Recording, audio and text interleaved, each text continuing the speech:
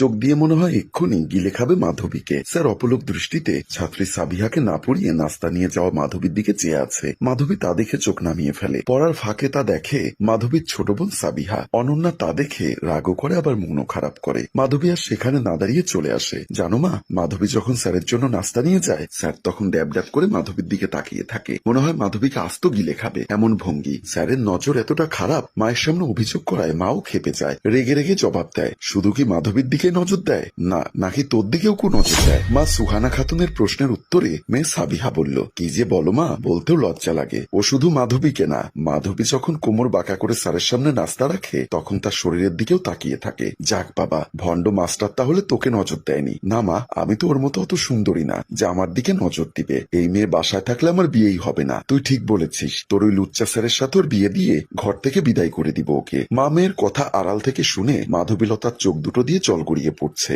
এ এক বোবা কান্না, সারা জীবন কাঁদতে হবে, কেউ দেখবেও না জানবেও না। সান্ত্বনা দেওয়া তো দূরে থাক। পরদিন স্যারের পড়ানো প্রায় শেষ। এই সময় সোহানা খাতুন মাধবীর হাতে নাস্তার প্লেট ধরিয়ে দেয়। মাধবী বুঝতে পারছে হয়তো বিরাট কোনো ঝড় আসতে চলেছে তার জীবনে। মা বাবাহীন এতিম মেয়েকে এমন বিপদ থেকে রক্ষা করার মতো কেউ নেই একমাত্র আল্লাহ ছাড়া। সব বুঝতে পারছে মাধবী। তবুও নাস্তা ও চা হাতে নিয়ে স্যারের দিকে চলে গেলাম। মা মনে মনে হাসছে। মাধবী সামনে যেতেই রুহুল স্যার অপলক দৃষ্টিতে তাকিয়ে আছে মাধবীর দিকে। মাধবীর চোখের দিকে তাকিয়ে আনমনে বলছে, আমি দেখছি চেয়েছে তোমার দীঘল কালো কেশে। ওগো এলো কেশি মেয়ে, তুমি কাহার পথ চেয়ে মেলেছিলে ওই কেশ তোমার ভোমর কালো চোখে যখন পড়ল আমার চোখ অমন অথই চলে রোজ। আমার ডুব সাঁতারটা হোক, শোনো কাজল চোখের মেয়ে, আমি তোমার হব ঠিক। তুমি অথই সাগর বলেই আমি এক রোখানাবি। রুহেল এখনো তাকিয়ে আছে মাধবীলতার দিকে। এদিকে মাধবীলতা ও রুহেলের চোখাচোখি হতেই মাধবী চোখ সরিয়ে কোন রকম প্লেট আর চায়ের কাপ রেখেই ঘুরে আসতে যাবে, তখনই সাবিয়া